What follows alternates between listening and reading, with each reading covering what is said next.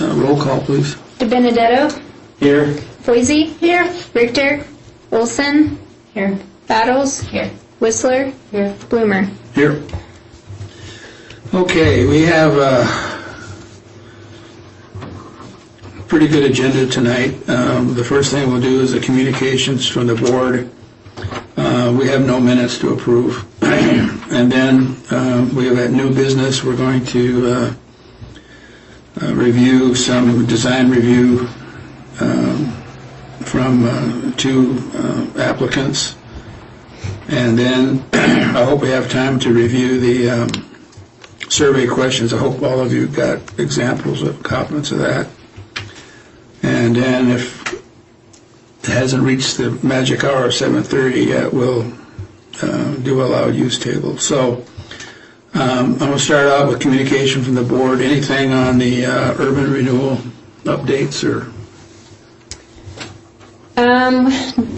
So at the last meeting, we were talking about with our development application and the workflow of it going to the Urban Renewal Agency, projects going to the Urban Renewal Agency, and then if they have conditional use and design review, they will come to planning board before going to council. So we just sort of talked about how that flow is going to progress since the Urban Renewal Agency really has less requirements than what would be needed at the planning board. It's good for them to know ahead of time whether or not they would be recommended for TIF funds.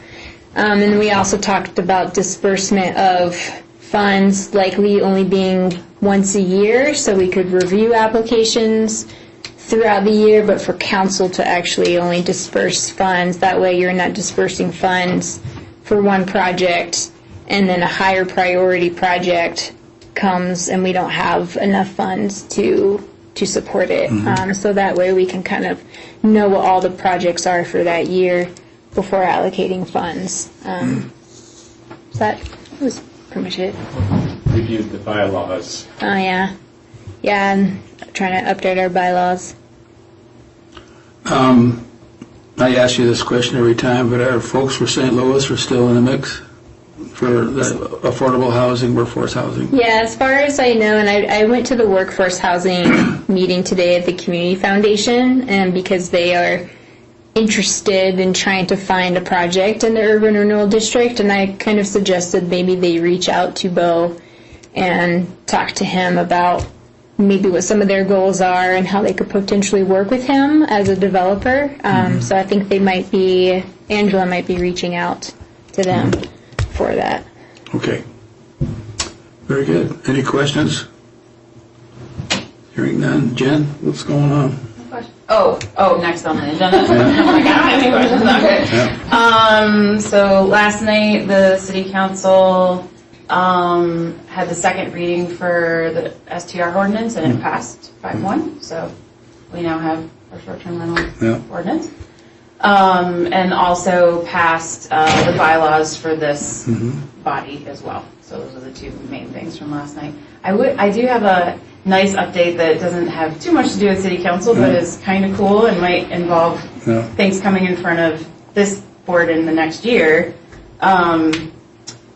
Last January, I worked with the grant writer with the Red Lodge Area Community Foundation to write a proposal to the National Park Service. They have a program that is for historic renovation of buildings on the register or in historic districts like our downtown. And it's a pot of money that's available to businesses. It's one of the few pots of historic preservation money that's not set aside for nonprofits. And we found out a couple weeks ago that we've been awarded $747,000. Wow. So, yeah, it's pretty cool. There's some parameters. There's obviously a lot of parameters, but it might mean that there's some design review things coming this way over the next year, which I'm really But stoked historic about. preservation is the key? Well, it's specifically for buildings that are on the register. Okay. It doesn't necessarily have to be, it could be replacing a boiler, it Okay. could be doing facade work, it could be a number of different things. So, Okay, yeah, very good. those are the big ones. And the budget is that, The budget is submitted to the state, yes, correct. Okay. We'll be, yeah, okay. also, thank you. Marie, anything? It's funny that out of all the things, That's I'm a like, hard yeah, act to whatever. follow, yeah, but- Yeah, I went to the airport board meeting, that's all I've been in correspondence with, and that flowed exactly how we all thought it would, so anyway, nothing to report. Oh, I understand that the committee appointed by the mayor and the airport board have been working on something that they kind of agreed to that they might present to the council, is that correct? So there's 3 entities. There's the county airport, there's the airport board, Yeah, there's the county committee, yeah, and there's the city committee. right. And yes, all 3 of those entities are working on developing an interlocal agreement that we can all agree on. Hopefully they're communicating with each other. It is challenging. But yes, that is the goal. 3 communities working on the same project but not talking to each other? Well, there's some overlap. Basically, Yeah.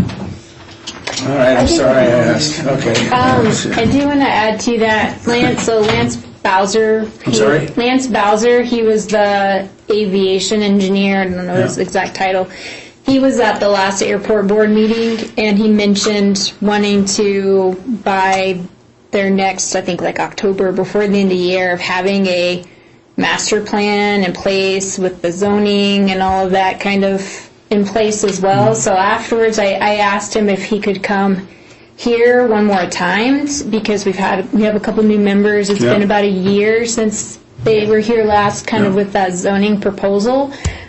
So with that idea that we had talked about adopting some of those, and so I think it would be good for them to come here and get our feedback before anything In gets. fact, our last zoning review, I Drafted. thought we did incorporate some of their things in terms of runway protection areas and things like that. We didn't do any of that. No, we haven't officially changed anything in our zoning. We Okay. just looked at stuff that we would.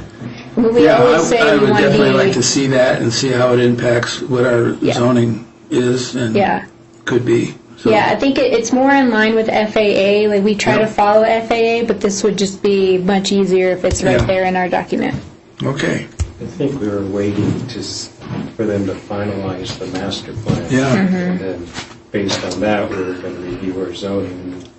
And the big piece of that is the airport protection zone. yeah, right. And as you recall, we had a bit of an incident on the south airport approach, Right, 2 incidences in like 48 hours. in the south approach, yeah. Yeah.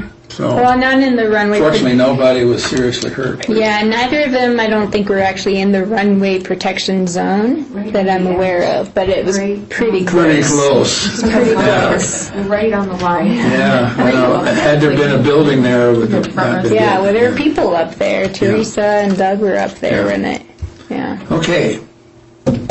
Any questions of on the communications from the board? All right, move on. We have 2 design reviews, as I said. We'll take them one at a time. Typically, the way we do this is we hear from the city, we hear from the applicant, then I will open it up to a public comment on that particular item.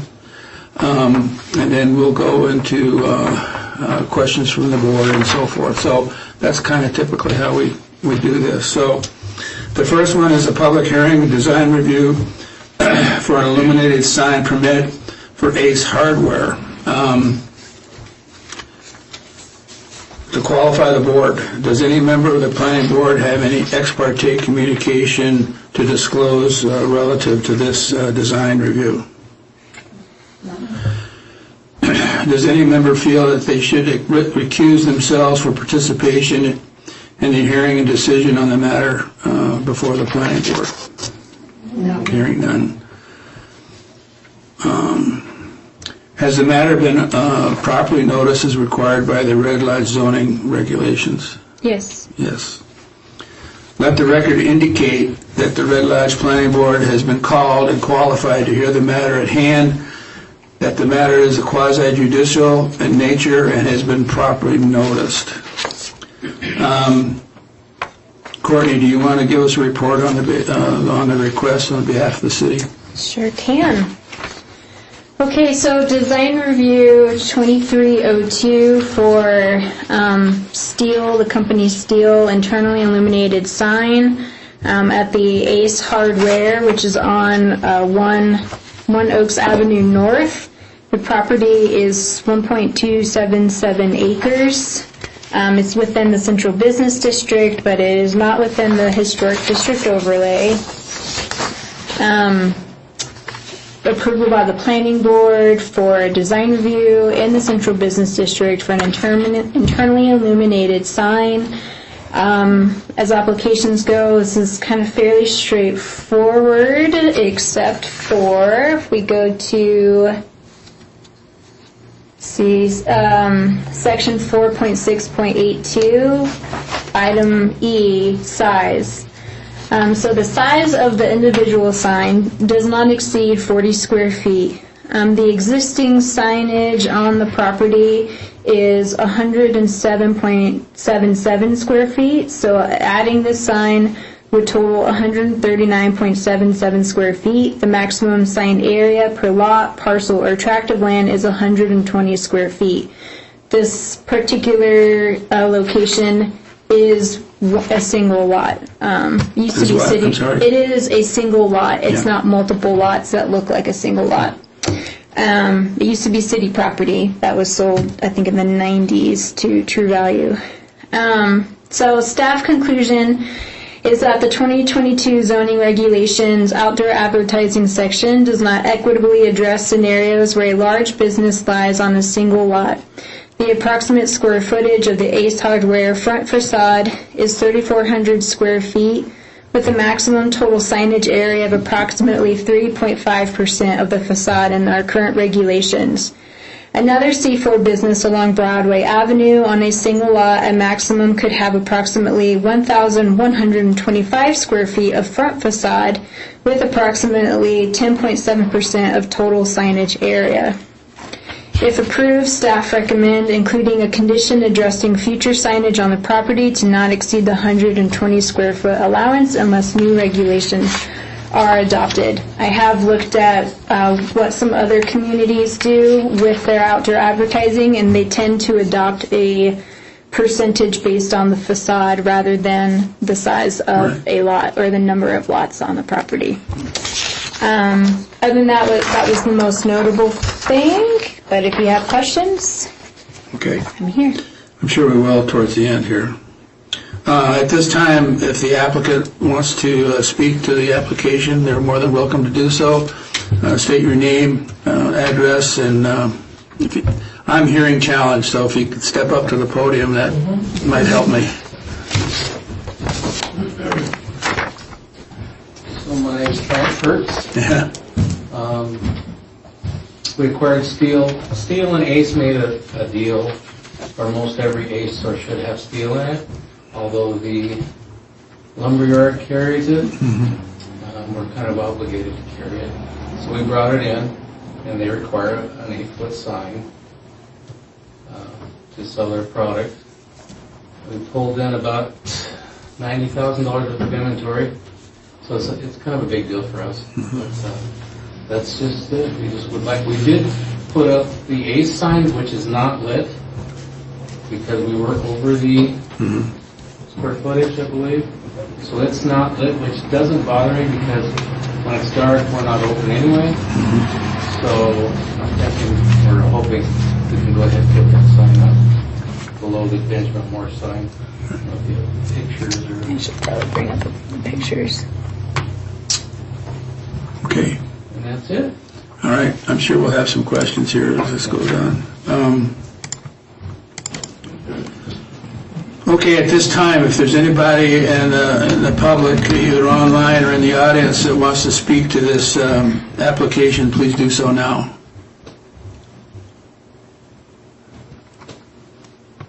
Is anybody online? There's one person. And they're not raising their hand to speak to this? I'll ask one more time. If any anybody in the audience or online that wants to speak to this application from Ace Hardware for signage, now is your opportunity to do that. Hearing none, we'll move on. Okay, at this point, it comes back to the board, and does members of the board have any questions of the applicant or the city? Jeff, do you want to start us off? Yeah, I guess looking at that size requirement, it's pretty clear that the sign's going to exceed our 120 square foot maximum for business. And nowhere in our zoning, I guess I don't quite agree with the fact that we should be considering the square footage of the lot. Our zoning's pretty clear that it's per lot, per parcel, or tract of land, and it's pretty clear that the maximum allowable signage is 120 square feet. So I guess to both the applicant and to Courtney, maybe an explanation in terms of how we can justify exceeding that square footage, or exceeding what our zoning clearly states and what we have clearly followed in the past.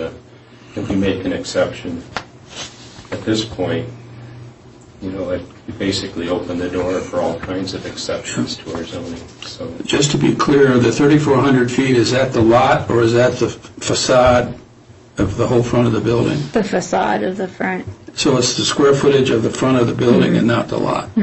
Okay. yeah, I guess I'll repeat. Yeah. It's nothing in our zoning addresses Yeah, I understand. is to the Yeah. square footage of the building or the facade. It's basically to the lot, parcel, or Okay. tract of land. So it's really independent. I guess square footage of the building is really immaterial at this point. Okay. You want to address that, Mr. Pritz, or? Yes, if you were to take Main Street, for instance, how many signs are in that one block? I don't know the answer. I'm just curious. It's where one business and the whole block, the whole lot, and I don't know if it addresses it in the code, but I would try to amend that. Yeah. Courtney? Yeah, I mean, we've had at least one that I know, and it didn't exceed the 120 square feet, but at least one business that was on 2 lots in the downtown. And so under our zoning, that one business could have 240 square feet of signage, even though they are an eighth of the size of this one building. And so I don't think that's equitable for all businesses. If you're, because across the street, even from the Ace Hardware, there's at least 2 businesses. That's 240 square feet of signage. And so I definitely understand why larger businesses would be allowed to have more signage where appropriate. It seems to be that is what a lot of other communities adopt, and it just makes sense to me. And so our zoning is very clear about the 120 square feet per lot, parcel, or tract. But I mean, if this property happened to be on 3 lots, they could have 360 square feet. But it just so happened that in this particular location, it was 1 lot. Okay. So a similar size business, depending on where they are in Red Lodge, could have, if they're on 3 lots, they could have 360 square feet of signage, whereas Steel Ace would only be able to have 120. I think that's something that the planning board at a later date should discuss and address. And I think that for me that would be reasoning for an allowance of this kind of temporary exception with the condition saying that if another sign is taken down, then it will not exceed 120 square feet unless the planning board has adopted new regulations. Jeff, do you have anything else? No, to me, it's, That's it. zoning's clear. Okay. Teresa? I felt the same way about the bigger the facade shouldn't mean the bigger the sign, but I think the zoning is very clear on that. The thing I wondered about as well, and thinking this is more of a slippery slope, if you're going to allow more signage because it's on a single, facade, or it's, single lot or a larger facade. If it's also lit, you've got more light pollution. Why should you be allowed more light pollution because you have a bigger box or a bigger facade? It's in my thinking, we ought to reduce or change the other. If you've got 3 lots in a row and you're filling up all that space, maybe it's time to look at that, the cumulative effects of that, rather than making a change for a larger facade in one lot. But I also wondered if Benjamin Moore, the sign there is not lit, why would we need to have, is it a requirement of the still company to have it lit? I believe the Ace sign is not lit, and the Benjamin Moore sign is lit. Okay, so the Benjamin's, When okay, we switch so, from True Value to Ace, the big Right. Ace sign is not Right. lit. and after hours, is the Benjamin Moore sign lit? I believe it is. Oh. I don't get there much dark. Yeah, seriously, the requirement is that these lights are extinguished after close of I have business. a question as well. Sure. Does that square footage or measurement include the free parking and free restrooms that we let the city park in our lot and use our restrooms? Because I can take that down if it includes that and decreases the signage. Or is it just the building we're talking? Just the building, the parking, you're talking about the parking signage that's there? Yeah, on the corner. Yeah, I think that's exempt from the total signage area because it's just directional. Yeah, surface. Yeah, so I don't understand the need to have these lit after business hours are closed, and our regulations say that they should be extinguished or at least dimmed. And then I wondered as well if the illumination module could incorporate warm whites instead of bright whites, because they're even louder and brighter. If there should be any period of time where they are lit before they're dimmed or extinguished, it'd be better to be on the dimmer side. One more question. Yeah. Would it be allowable to be hung if it wasn't lit? Is it? Well, Yes, the size. I can't answer that question yet, but the lighting seems to be a concern of the planning board right now, so, and at some point, we're going to ask you to address and see if there's a compromise, but I'm not really ready to do that yet. I guess it's more of a below. It's not. Yeah. Anything else, Teresa? No, that's it. Susan? I wanted to clarify the addition of the total surface area. I know we talked about it, but I wanted to make sure I understood. In the segment where it says total surface area in square feet of existing signs on the property, does that include only the Benjamin Moore sign? It's the Benjamin Moore, the Ace Hardware, and then the Sporting Goods one. So there's 3 separate. Okay, and they're yeah. all attached to the building in somehow. Yep. So it's not including any part of the signage that identifies it, but also says we've got free parking and free restrooms. Right, those are exempt because they're directional. They're not advertising. They're just Okay, yeah. so I was trying to, as I think one of you may have implied, to see if there was a way to subtract that, but if it isn't included in there, that makes it kind of hard. Yeah. Okay. I don't, from a step, it is something that needs to be clarified, and it doesn't seem equitable if you compare it to buildings where the totals are determined in a different way. So there might need to be it, but at the same time, I would consider, I very easily consider,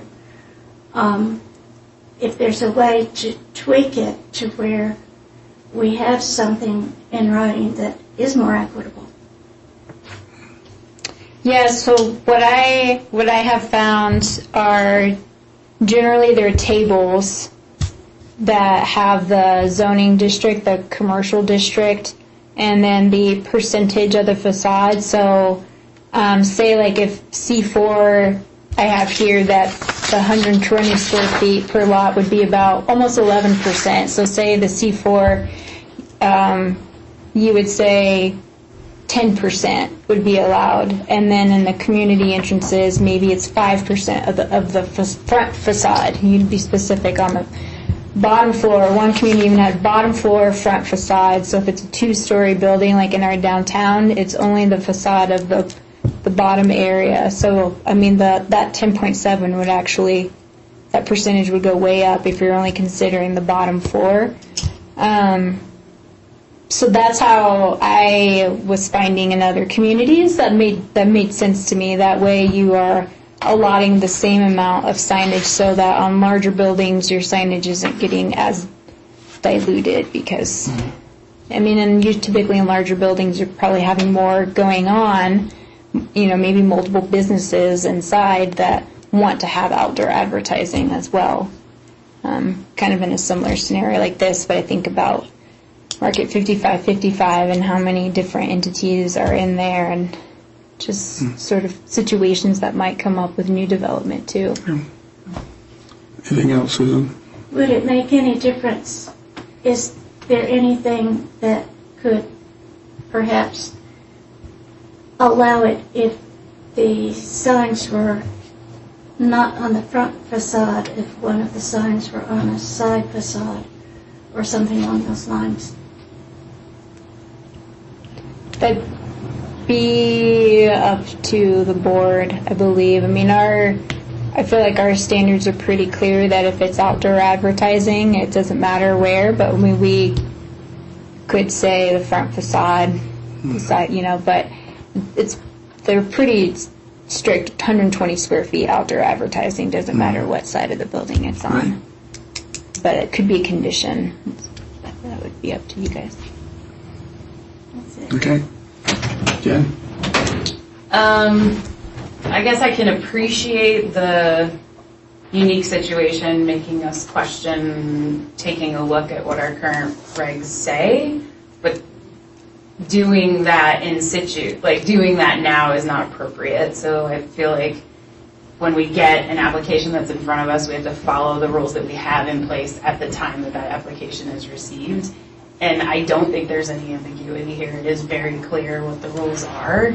And unfortunately, while I can appreciate why ACE would want to put this sign up right now, it doesn't fall within our guidelines. And so perhaps we could look at adjusting that in the future. And then if so, and we make an adjustment that's based on what some other communities are doing, then ACE could come back and ask us to revisit this. But right now, it seems like our regulations are very clear and there is no ambiguity, and so we wouldn't have a leg to stand on to approve this, in my opinion. The other thing I would just say is that, you know, I appreciate Teresa's comment about illumination and the fact that this building isn't, I mean, it's on a thoroughfare, but it isn't on Broadway, and I don't see a reason to have this sign illuminated really at all, as particularly and especially recognizing that all of the illuminated signs are supposed to be extinguished after business hours anyway. So those are two things that I just feel like, regardless of the merit of this, you know, it's not like the sign is promoting something that we wouldn't want to see in the community, and I can appreciate ACE bringing in another business and selling some good stuff at the store and wanting to advertise that. I just don't see any avenue for us to approve this application right now. Marie? I think I'm outnumbered here, but I think that we should try to find a way to make an exemption. It's clear in the code, but it's not clarified with a scenario like this. You know, like you were saying, you have all these other, usually you have maybe 6 businesses on a block, and cumulatively, there's a lot of square footage signage. This building has a lot of, its facade is very large, so it would look bizarre if the sign suits the size of the building to me. I'm wondering if an exemption would be possible at this point. And I'm wondering too, you know, that they have to meet certain contract obligations, as I do with my business too, with certain business partners that we have. And if ACE came to us and said that, oh, Steel is renting a portion of our business or our square footage, would that somehow then make it okay? So I think that I don't think that it's all, you know, super cut and dry, because we haven't thought of a scenario like this. And I really think I agree, we really do need to reassess this, but I'm wondering if it would be possible to have some sort of exemption when it comes to that. And another question I had is that Benjamin Moore sign, that's been up for quite a while, and it hasn't? No, it used to say rentals. Oh, it did? Yeah. Yeah. Okay. When we switched over about. We just changed the front. But these are brands that Right, affect there was their- a sign there, it just said something else. These are brands that affect their business. Like I'm a Steel fan. We have a lot of Steel tools, and it's good to know that is there. So that's the purpose of signage. So I would implore the board to let's possibly find a way to make an exemption, and because this is their business. You know, if this was split into 6 different businesses with inside one building, like a mini mall, then that changes the whole parameter, right? It'd still be per lot, tractor parcel, so you'd have 6 businesses, but they'd all be on one lot. So how would we look at, if we, going down that rabbit hole, how would we make an exemption if we wanted to? Are we able to do that at this point? Your exemption would be that you approved it. Right. Okay. As soon as I read this, I saw where the problem was going to be. I think on the term, and I'll let you respond, Mr. Pritz, but I think the illumination questions are easily handled. It's just an on-off switch. We can handle that and maybe go into a softer white.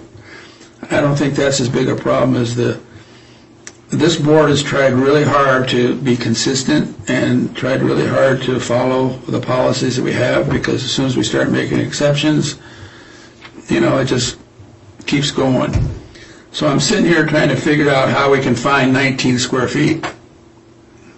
Can you make the still sign a little smaller?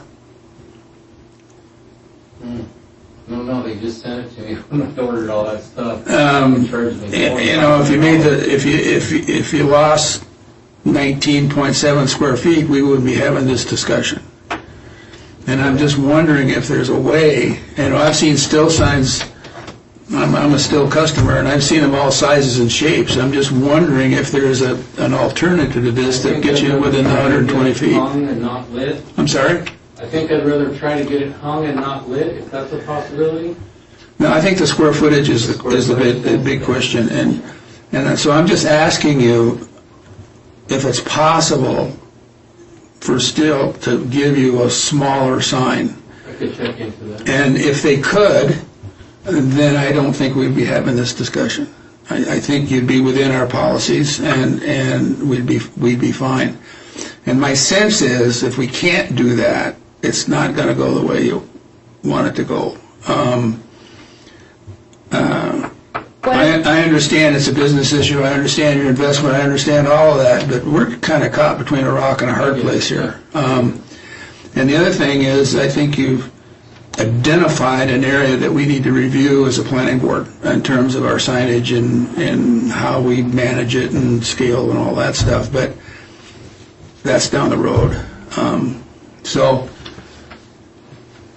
if if we could Would it, table this for, till the next meeting to see if a smaller sign is possible. I have a consideration. What about taking down the sporting that's what I was goods? gonna say, we might have to do that. If you take down the sporting goods sign and put the steel. Okay, however you get to the 120 square feet. Is that enough? If you take down the sporting goods? Same Yeah. size sign.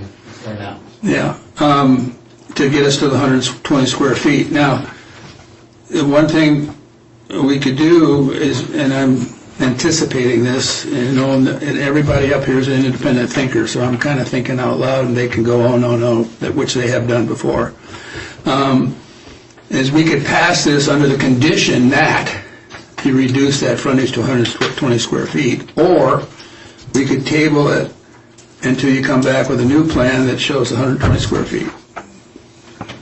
Jeff? Well, like on the compromise sign, the sign was reduced to the same size as the Benjamin Moore sign and the sporting goods sign. That would bring them into compliance. It's basically a difference between, It's 19 square feet, 19.3 square feet. well, yeah, I think the Benjamin Moore sign and the sporting goods sign were 3 feet by 8 feet, so they're 24 square feet. Right there.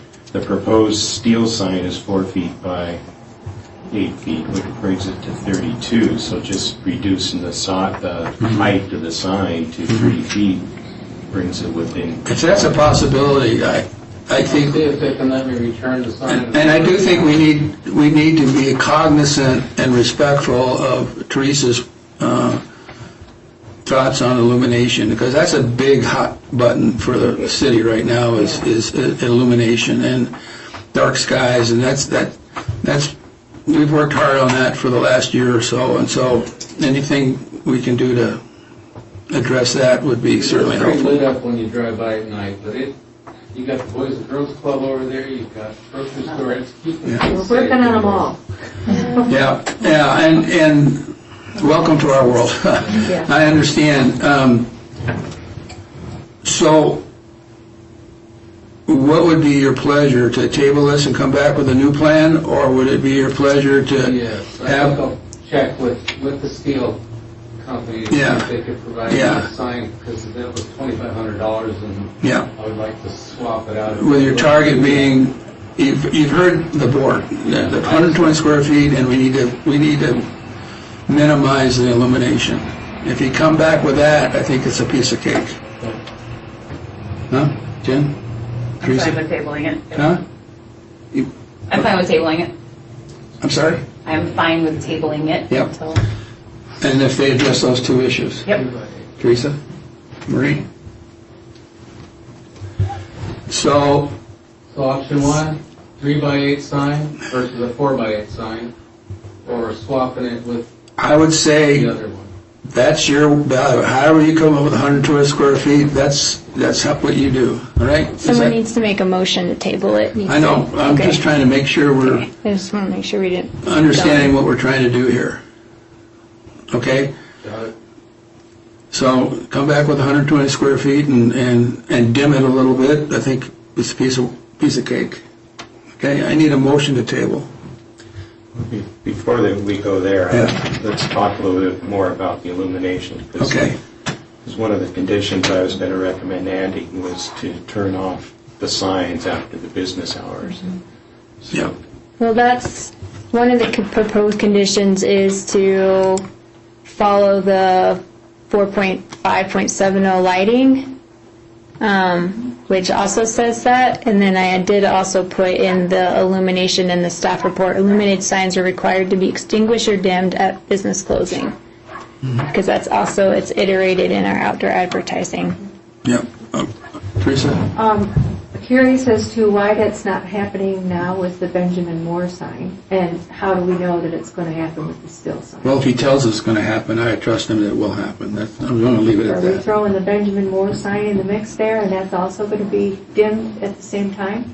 I mean, I don't know, it depends on, if this sign is pre-manufactured, it comes with a module, is it programmable, do you have to analog turn it off? You know, what kind of assurances are we going to have that So we don't have to, enforcement is another whole can of worms around here. I don't want to make this harder than it Yeah, is, no. but the Benjamin Moore sign and all that's been done. We're talking about the new signage, and I think Mr. Pritz is aware of our concerns, and I trust that he'll come back with something that'll address them, and if he doesn't, well, but, It should not be lit after business hours. I should just I'm sorry? swap them out maybe. I'm trying to get my options here. If you're gonna then say I should not have that much lit after hours, after we're closed, what about the two in the front on the corner that light up the area for security? Those are still okay. Yeah. And then we turn off the building signs at the time we close, then let's just unplug them all and save the electricity, because we're only open until 6 o'clock, so we got about an hour's worth of lit up. Yeah. That's kind of what I'm thinking. That would be great. Does the lighting help though with security? That would be my. The ones in front certainly Front do. ones, for sure. The ones on near the street certainly do, I think. There are street lights there, is the city providing street lights Yeah. there. Well, But and it I does don't think help it's with fair that IGA just to block down and, these other businesses like Red Lodge Collision has a lit up sign and, we're kind of running but to just pick business by business, I just want to put it on record. I think this is another example of overreach and anti-business rhetoric by this board. And I got to get it out there. I'm sorry, you guys. And I appreciate that. I'm just trying to find middle ground here. But you have to be Regulations. pro-business in this town. I mean, this is Yeah. what they sell, this is how they pay their employees, it all rolls downhill, and a lot of, maybe some people don't understand that, it's just the common sense end of it, but I mean, this overreach.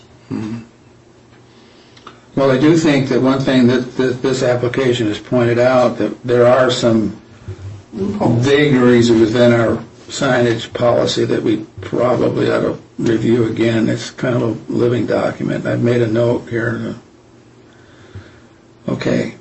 I'm looking for a motion to table. I'll move to table this application until we receive an update proposal that would reduce the total signage. The additional sign the additional sign will not exceed the total signage of 120 square feet. I'll second it. I need a second. Any more discussion? I guess I would also add to that, we'd like to see a proposal that addresses the illumination after hours. You amend your second to... I'll move to, a second. He's going to address the square footage and the illumination. Yeah, I just was thinking that that's already addressed in there as a requirement, Yeah. so it doesn't need to be added as a new condition, but it's worth understanding how that would be managed if it's possible. So that's good. Just to clarify, even if I get a smaller sign, I have to have them off afterwards. They do us nothing during the day, so why light them up? Yeah. Yeah, right. So why don't we Exactly. just turn them off and swap the sign? If that's fine with you, I'm sure that'll be fine with this board. Because if I get it Right. approved to put Yeah. it up, then you're going to come back and say, hey, it's on after dark. Right. I just paid the sign company to wire it up. Yeah. So Unless they're dimmable, I think that's where, like either in the winter because it's dark so early, and if you're open, till 6 or in the winter, you have I some, don't know. but otherwise, yeah. But I think you've gotten a sense of where we're headed here, and so if you turn them off completely, I think members of this board would be happy. Okay? Go ahead. It's the square footage of the sign. The square footage is your big number, yeah. Okay. And I think the square footage is the bigger issue, and the illumination is, I don't want to say a secondary issue, but it is a concern.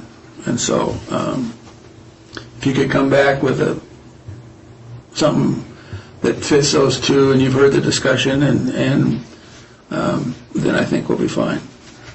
Okay? Any more discussion on the motion? Call a question, please. Do we need a date? You can do you think you'd be able to have something by the next September 13th?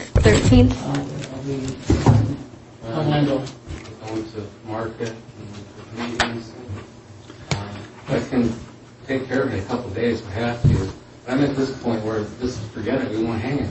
I mean, See, our next scheduled meeting is September 6th. Is that right? yeah, I'll get something 13th. by then. 13. Huh? 13th. Six? No. Oh, that's right. For an 13th. extra week. Our next scheduled meeting is the 13th of September. I think even if the proposal was removing the sporting goods and putting the steel sign in And place it's going of, to be then, turning it off at business quick.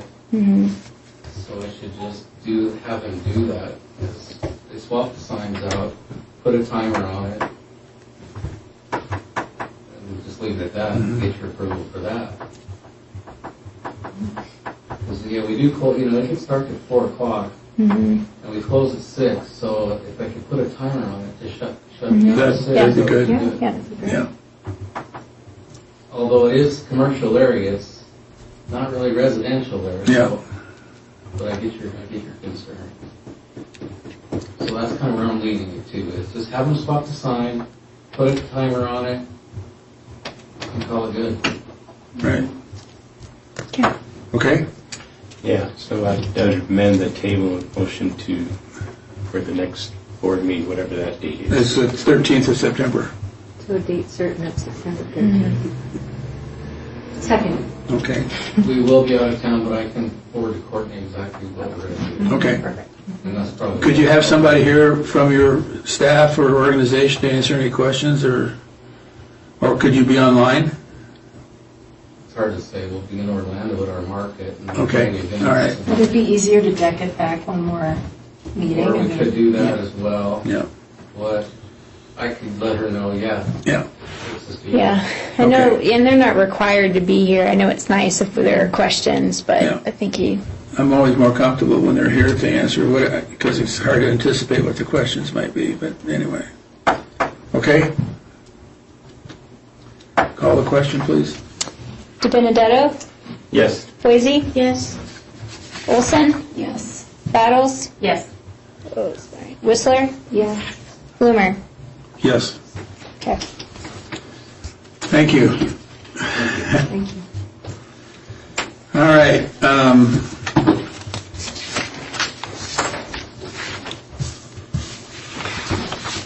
The next item is a public hearing, design review for illuminated sign permit for First Interstate Bank. I need to requalify the board again. Does any member of the planning board have any ex parte communication to disclose? No. Does any member feel that they should recuse themselves from participation in the hearing and decision of the matter before the planning board? No. Has the matter been properly noticed as required by Red Lodge zoning regulations? Yes. Okay. Let the record indicate that the Red Lodge City Planning Board has been called and qualified to hear the matter at hand, that the matter is quasi-judicial in nature and has been properly noticed. We have a report on the request on the behalf of the city, please. Okay, so the First Interstate Bank, owned by United States National Bank, is proposing to remove and replace their First Interstate Bank signs and with a monument sign out front as well. The address is at 602 Broadway Avenue North. The property is approximately 1.34 acres. Two internally illuminated signs on the property. Properties within the Commercial Entrance North C3N zoning district, not within the Historic District overlay. Will need planning board approval for a design review in the Red Lodge Commercial Entrance North district for internally illuminated signs. Moving on. I mean, again, details as, yeah, as it goes. The one thing I did want to point out with the calculation of the signage on the monument sign, it is only calculated for the portion of the sign that says First Interstate Bank, since the lower sections indicate just an address. It's not included as part of signage per our regulations. Otherwise, I'm here for questions. Okay.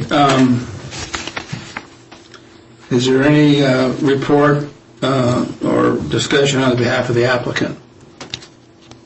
The applicant is not here. Is the applicant online?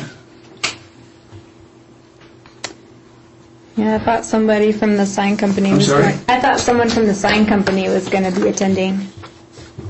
Okay. Is there anybody from the in the public, either here present in these chambers or online, that wants to address the issue of the application, signage application for Interstate Bank? Anybody online? Courtney? Nobody speaking up? I'll ask one more time. Now is your opportunity to speak to the application of Interstate Bank signage. Hearing no one wanting to speak, I'll move on to questions from board members to the city or the applicant. Teresa, I'll start with you this time. I have the same question about this one, about the illumination module. And it states they use the 12-volt Sloan LEDs, but everything I saw online suggests they use bright whites. And these are white letters, and they're fairly large. So I'm wondering if I saw that they do have a product of warm whites, which is what our lighting regulations are asking for. If they could make sure that the illumination is using those warm whites. You want to make that a condition of approval? I would love to, because that's what's in our, And the condition would be, tell me that again. that they would use LED lighting that is less than 3,000 degrees Kelvin, which would be the warm whites. Less than what? Less than 3,000 Okay. degrees Kelvin, which would be the warm whites and not the bright whites. Okay. Anything else? Oh, Jane? I'm sorry, yes, I did wonder. It wasn't clear to me if that sign would be turned off at night or dimmed at night. It says here in the application that it would be turned off, On the building. extinguished or dim at business closing. Okay, perfect. That's what it says here. Jen? I guess I'll say I appreciate the visual of the overlay of what the new sign's going to be over what the current sign is. That was really helpful because it's about really the same size. And I'm going to be sad to lose a clock because that thing helps me make sure I'm on time to work. But it looks like they're just updating their logo, and the way that they're presenting and everything else is fairly straightforward. And it looks to be following all of our regulations, and I think it's fine. Okay. Marie? I agree with Jen. I'll be voting yes for this one too. Jeff? Courtney, I had a question, I guess, on the sign and why you didn't include the address as part of that calculation. Including that would bring this total square footage to 52 square feet per side rather than 40 square feet. Because addresses are exempt. Let me bring it up.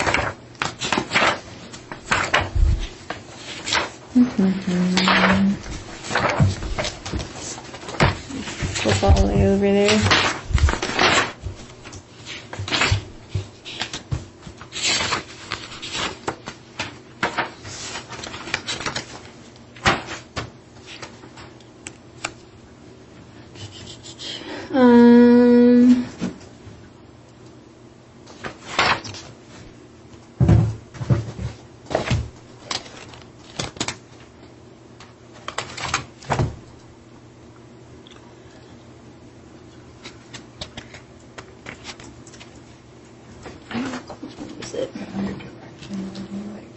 Exemptions, maybe it's under exemptions.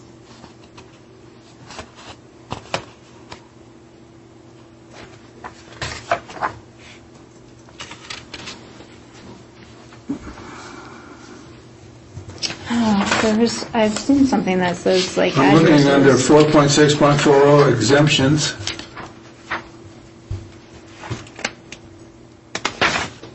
Official notices, window displays, building identification, minor residential. Yeah, I think it's not, it's just an address. Signs and It's not plaques, similar but not exceed. advertising, it's just the location of the building. It's more directional, informative rather than a Is that what you're looking advertisement. at, is the building identification and residential Yeah, I think exemption? that's where I had put it under. It's just identifying the location, not a product or a service or...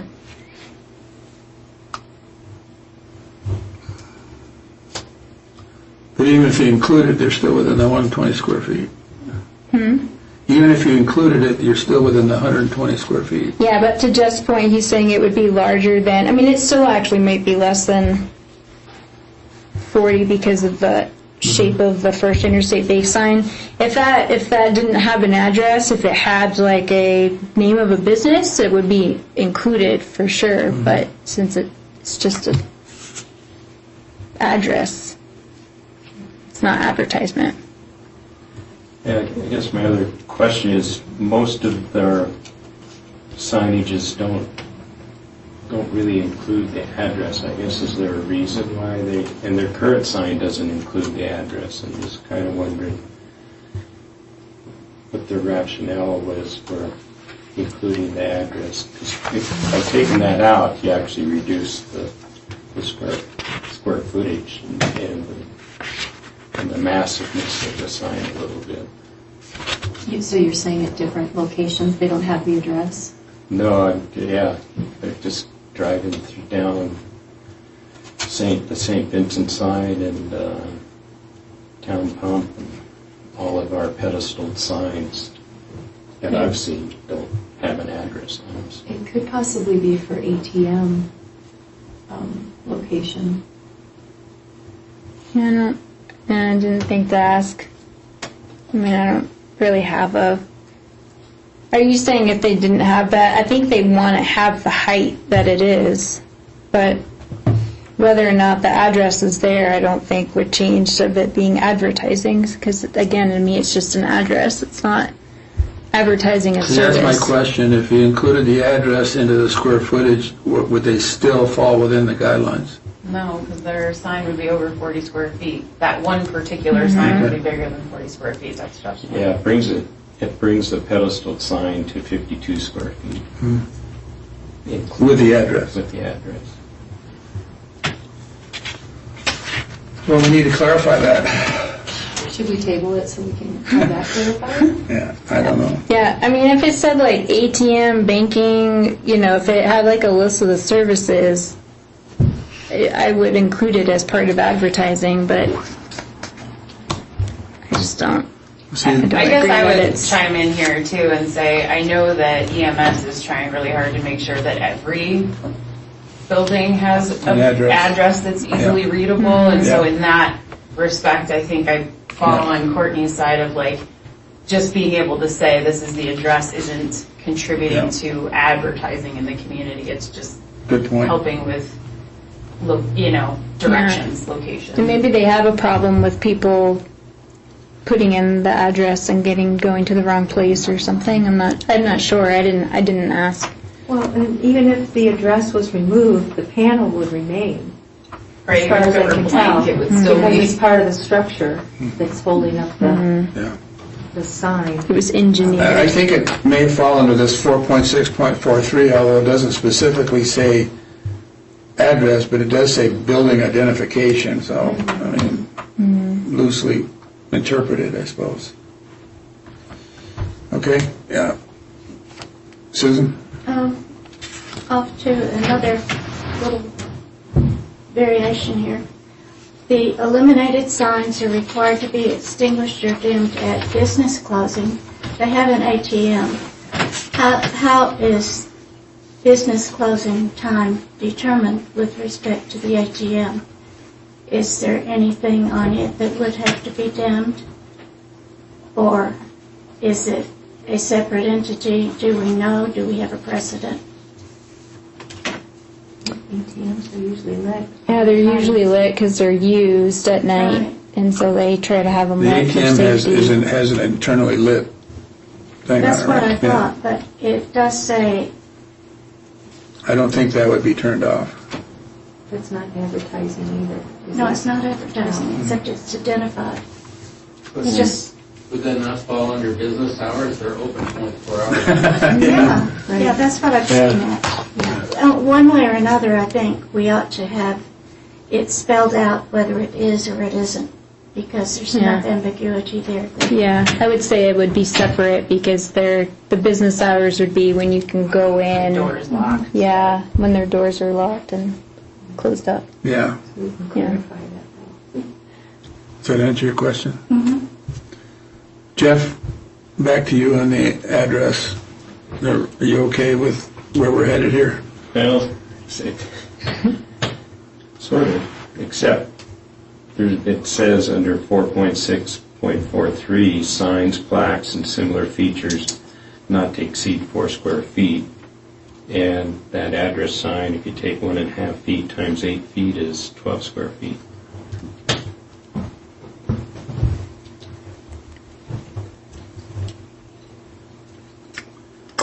I wish the applicant was here. Courtney?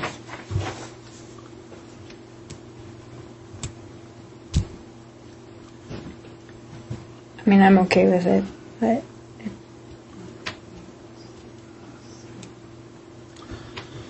Okay.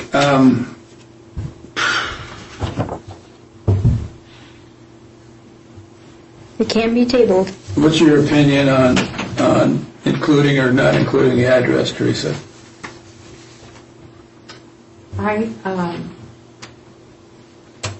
I don't mind if the address is posted. I think it's a great idea for everybody to have their address posted. But then the question that Jeff raises is this, even as an address sign, exceeding the regulation?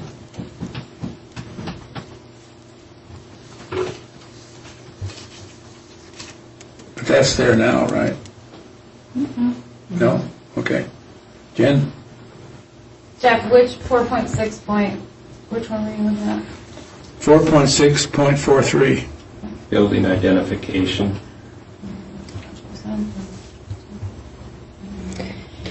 And it wouldn't be 8 feet. I don't really know how much that would be.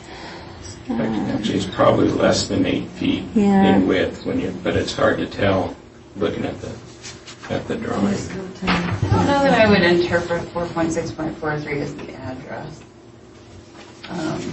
Just reading the definitions. Give me a The second. just point is, even if you did interpret it as an address, it's bigger than what it says in here. Yeah, But he's looking at 4.6.43, which I'm saying Yeah. as I read, I don't know that I would include an address as Oh, okay. It's got, like, it says building identification, signs, plaques, or similar features containing building names, dates of erection, commemorative information, or similar content. And certainly an address is a building identification, but as I read that, I don't know that I would, yeah, I don't know that I would include an address under that definition in this case. So an address should fall within the signage policy, is that what you're saying?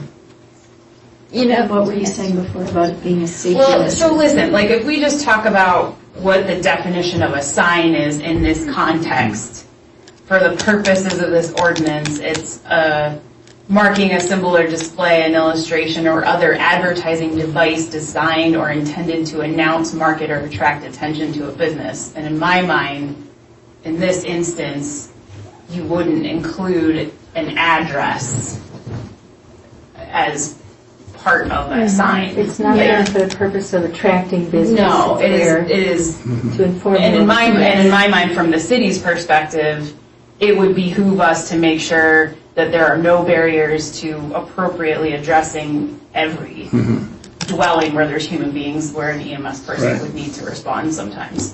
So that's just my interpretation. I get your point, that's how I would interpret our definitions. So what I'm reading is, you're okay with the application as written? I'm okay with Courtney's assessment Yeah, okay. of the application. Marie? I would agree. Sorry, I don't know what's with my voice. I would agree. I think the address kind of falls into a safety measure for information. I mean, it doesn't draw anybody into First Interstate Bank, but it tells you where you're at, so I would agree. Sue? I would agree. Jeff? Well, you're convincing me. Sweet. I mean, I just brought it up. Yeah. primarily. I think it's a good valid to think question. about it. What's that? It's good to think about it. I Yeah. think it'll come up again. And I think it highlights, I just noted on my sheet here that I wrote down address question mark under exemption. So, I mean, like I said, we're constantly updating this. So. Well, and should there be size limitations to an address to someone, like so? It's Right, like, that's Sound true like too. a You wouldn't want to solid have 40-foot numbers. I feel like this one's reasonable, but you're right. We probably should get clear on that as well. Okay. Yeah, I would not leave it wide open. We don't want to. Okay, are there any other questions from board members to the city or the applicant? Applicant's not here. Any other issues or concerns?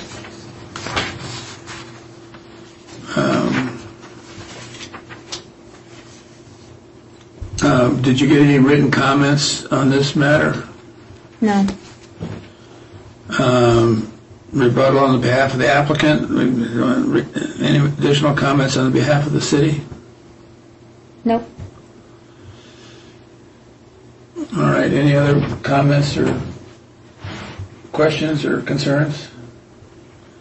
Then I'll close the public hearing on the interstate sign review.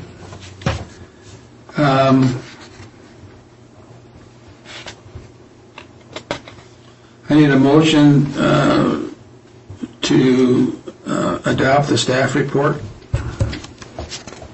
I move to adopt staff report DR 2023-03 as finding of fact. I'll second. Okay, any discussion on the motion to adopt the staff report? All right, call the question, please. De Benedetto? Yes. Poisey? Yes. Olson? Yes. Battles? Yes. Whistler? Yes. Bloomer? Yes.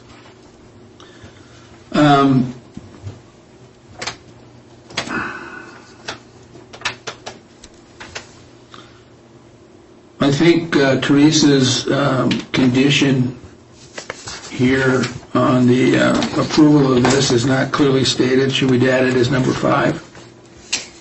Yes. Yes. The condition that LED lighting be used and have less than 3,000 dBs or lumens. Kelvin. 3,000 Kelvin. 3,000? Yeah. Less than 3,000 Kelvin. So the conditions are use, operation, and development of the property in accordance with the plans, specification, and documents submitted for review. Replacement of the wall sign shall be 28 inches tall at the high point, 13.5 inches tall at the low point, 24 feet wide. Total square footage for the replacement wall sign is 37.62 square feet. Design dimensions. Replacement monument sign shall be 5 feet tall, 8 feet wide. Total square footage for the replacement monument sign is 40 square feet. Design dimensions shall be outlined in the application. Property owners shall adhere to section 4.5.70 lighting of the 2002 zoning regulations. And their number 5 would be, you want to read that to me? The LED lighting shall be less than 3,000 Kelvin. Okay. So I need a motion to approve design review with the 5 conditions stated.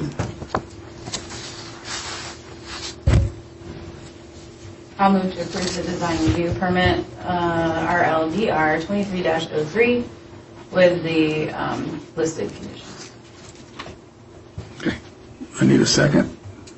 Second. Okay. Any more discussion? Yeah. Yeah. Do we need to add a condition about turning off the illumination after business hours? It's already in there. It's already in the, it's in the, I wouldn't mind putting it in there again, but part of the illumination condition that they would agree to is extinguish or dim at business closing. It's Do you in want to, there. do you want to reemphasize it in I the, think it should be part of the conditions because it brings it right up front. okay. That rather would, than I would amend condition 4, because 4.5.7 lighting says that they shall be dimmed. Okay. So, I mean, I would just say including, including lights Does to that be work with you? extinguished or dimmed. What'd you say? On number 4, so the property owner shall adhere to section 4.5.7, lighting of the 2022 zoning regulations to include extinguish or dimming of lights upon business closing, or whatever that language is. Extinguish or dimmed at business closing. That works. Okay. Any other discussion? Hearing none, can we call the question, please? De Benedetto? Yes. I can't do 2 things at once. Foisey? Yes. Olson? Yes. Battles? Yes. Whistler? Yes. Bloomer? Yes. Okay.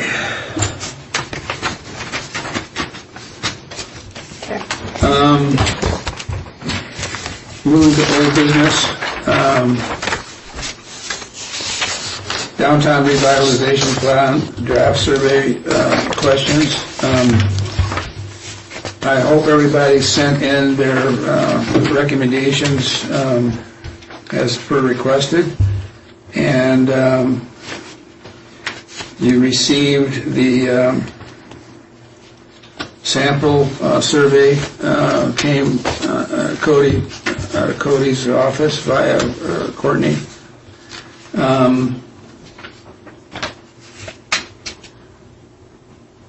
I guess I'll open we just want to go right to the survey questions, I guess, that we've been here. Yeah, and I just have a couple of notes from Cody,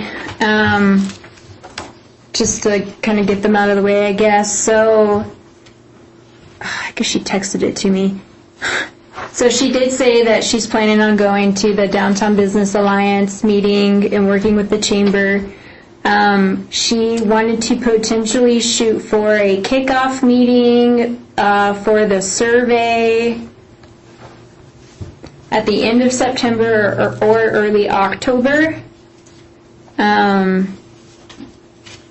So she, that's if we think we might be ready by end of September or early October. That's kind of what she's hoping for the kickoff, and then jumping into the survey.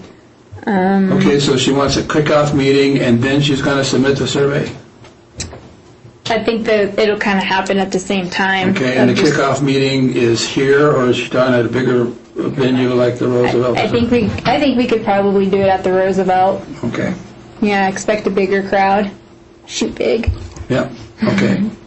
So obviously, we're going to have to do some public advertising and articles in the newspaper and all that stuff to Yep. make sure we get a good attendance there. Yes. So she didn't go to the RLBA. I wasn't able to make that meeting either. No, But that was Monday. Right. Chamber board meeting was today. So she's not going to meet with all of those 2 entities until next month. I think she's been already talking with them, but not at those meetings. I think she's been trying She's to coordinate talked with to Tom. Tom. Yeah. She needs to do that, Okay. right? Right? She needs to, well, I just talked to Tom out here and he said he's been talking to her, but she needs more input than, she needs a broader venue. Yeah. Because that was one of our suggestions with a capital S to her, that she reach out to some of these people. And I She gave, has- I gave her all that information. I Yeah. saw Jade yesterday. She hadn't talked to Jade saw Sherry today. She hadn't talked to Sherry, so. Thought she had talked to Sherry at least, and it may be that she's met with Tom and thinking that things are getting relayed. So I'll just check with her and make sure that. And I'm glad she's talking to Tom. It just Yeah. there needs to be a bigger pool. Yeah. I really think she needs to do that. Yeah, I agree. Yeah, okay. I agree. Susan, you want to get first crack at this survey? You had some thoughts. I had a couple of notes, and they're not monumental, but I will pass copies around. Thank you. Thank you for coming. Yeah.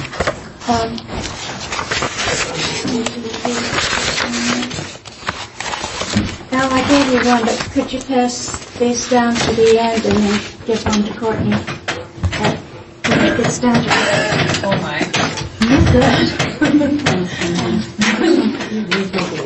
Does she want all of us to have a Yeah. copy? just, I mean, you can toss it when you get through, but I don't speak very loudly, so I figured it might help.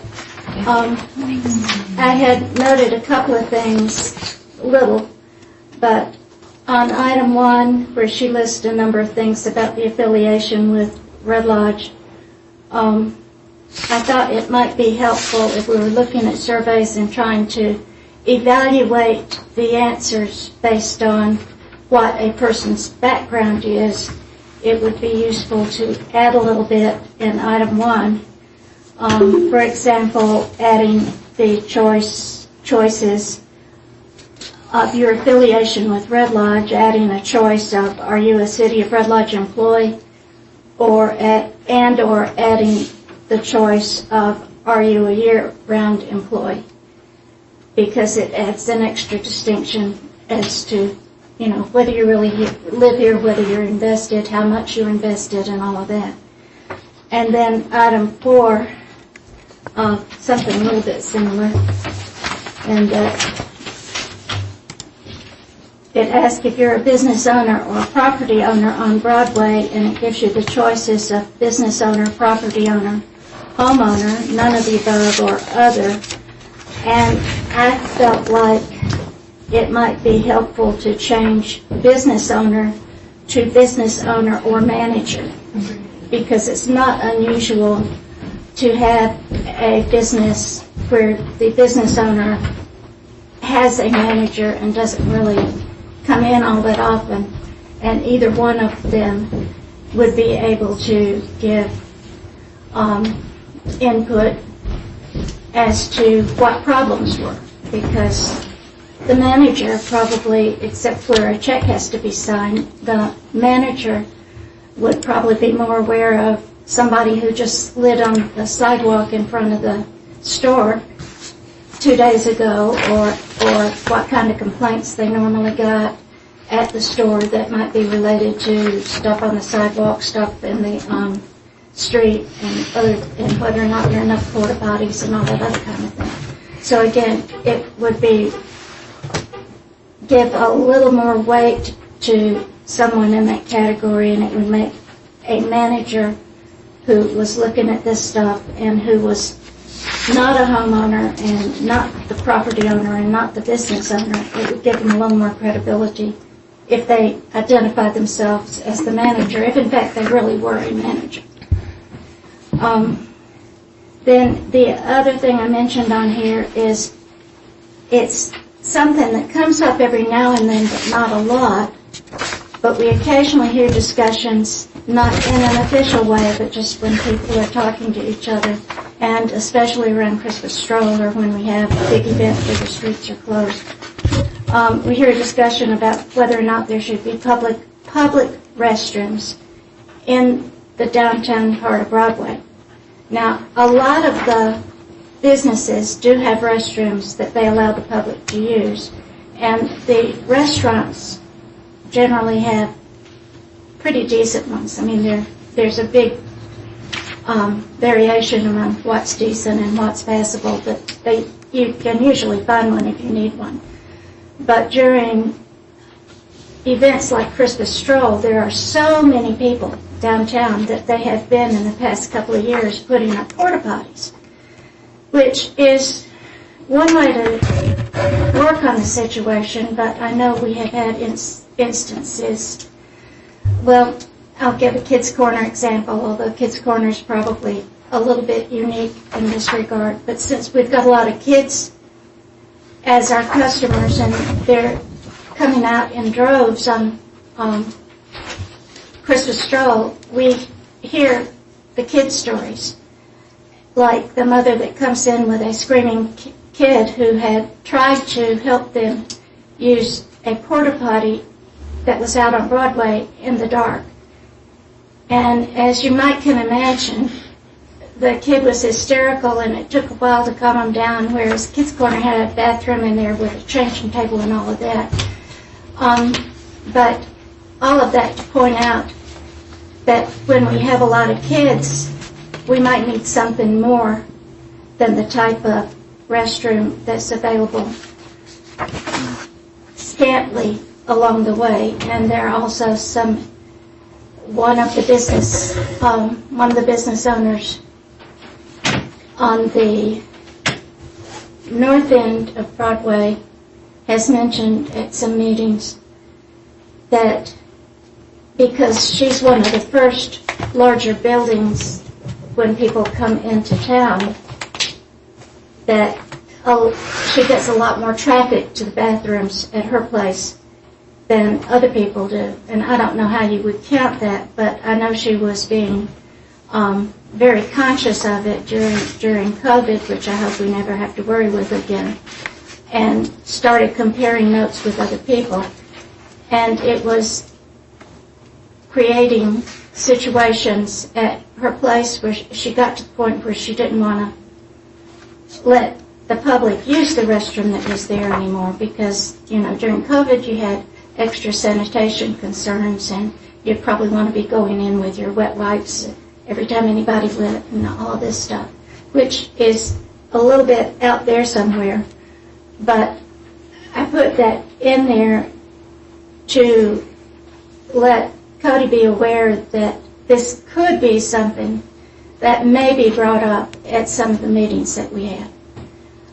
Doesn't need necessarily to be in the survey, but it's kind of a heads up if it shows up that it might show up.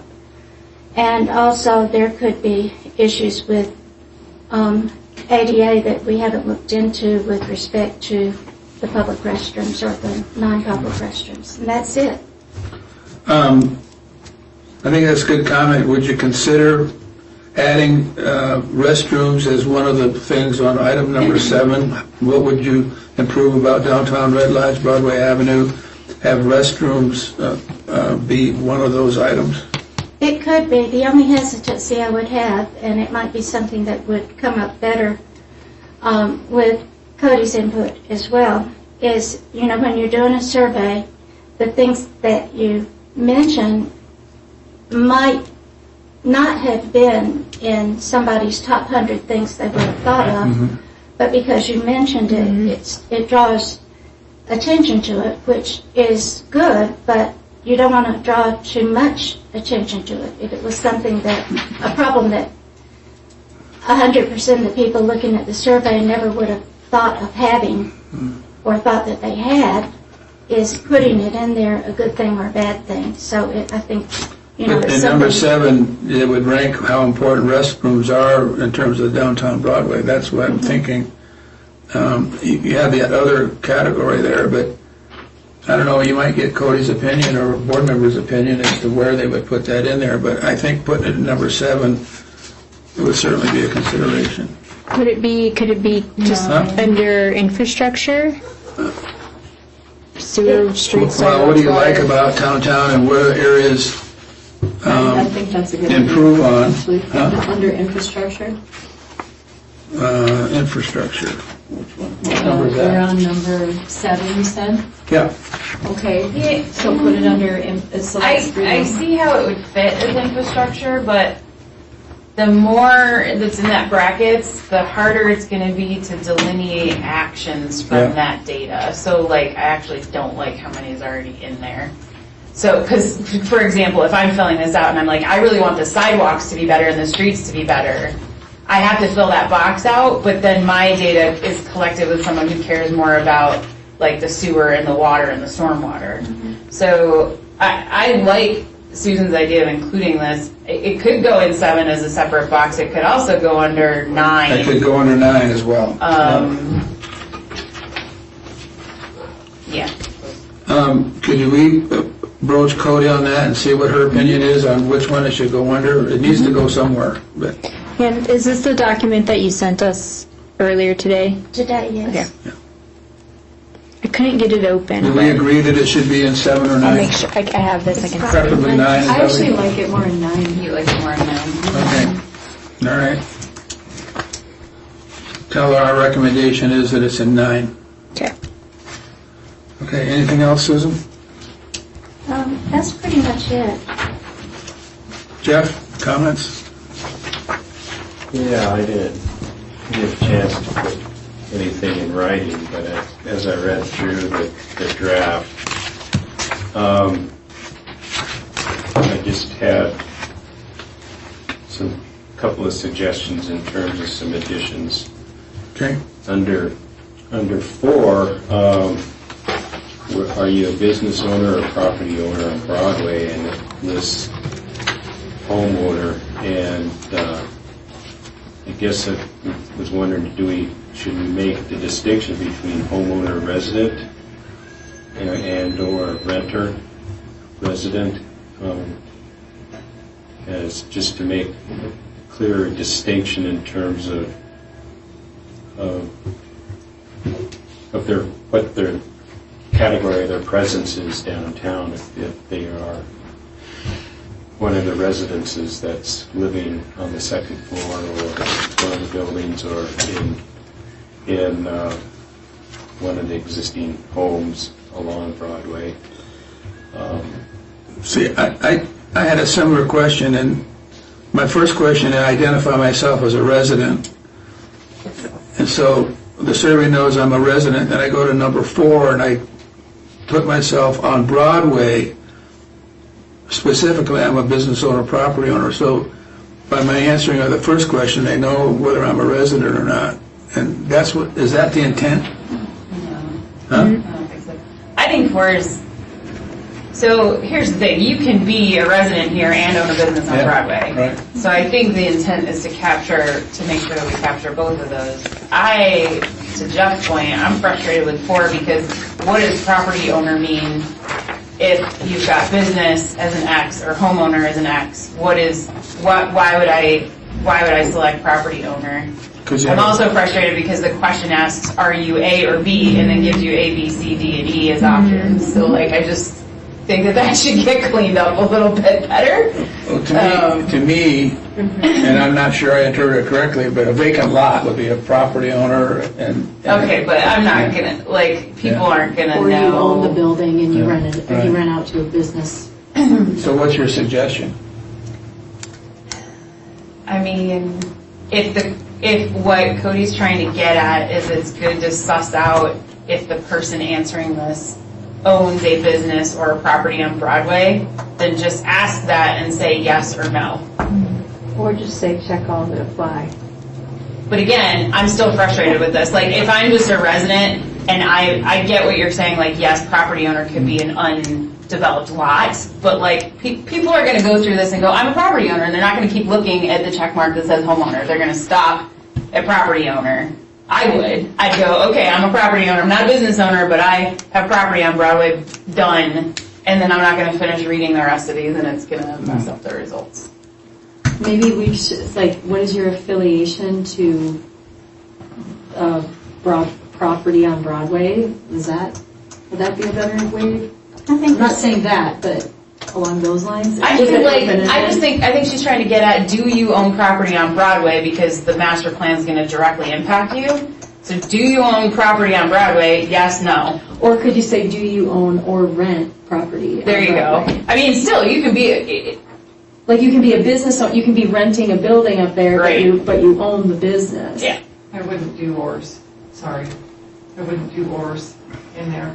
You're asking 2 different questions. There's, from a survey writing perspective. Okay. Sorry, I can't. If you need to identify yourself. You can. You just gotta say who you are. I'm Melissa Griffin. Okay. And I'm just sitting back here with Yeah. the survey. I It's was interested in this topic, and I have lots of questions about the survey, but it's, there's a lot of questions that aren't actually giving you any information that you're going to be able to suss anything out of. I'm going to call for public comment here in a minute, so you can. Oh, wait. You can But I guess I probably should have called it first. No, but I'm I glad kinda- you're here. So I kind of like the business owner, renter, property owner, yes, no? Or do you pick one or all of those? It's just a yucky one altogether. I would encourage Cody to reword question 4 altogether based on what I think she's trying to get at, which is who's going to be most impacted by the revitalization plan. I think that's what she's trying to get at, and so I would just ask her to look at that question and craft it. Do you have some suggested wording for her? I mean, not at the particular moment, but I know what I don't like about it. You make That's that- not very helpful, but. Like, do you have a vested interest in what is it? Like, people could interpret that a million different. Courtney, did you make that note for her? Yeah, I did. Okay. I get the confusion. It doesn't, but, we Because move around. my assumption was 1 and 4 kind of hooked together. Well, I don't think it's bad to be redundant in some ways, because she's asking, as long as you know what her intent is with the question. Yeah. Right. Melissa's right, like, if you don't know what the intent is, then what's the point? Okay. Jeff, anything else? Yeah, well, so you want me to go through? Yeah, keep going. Keep going.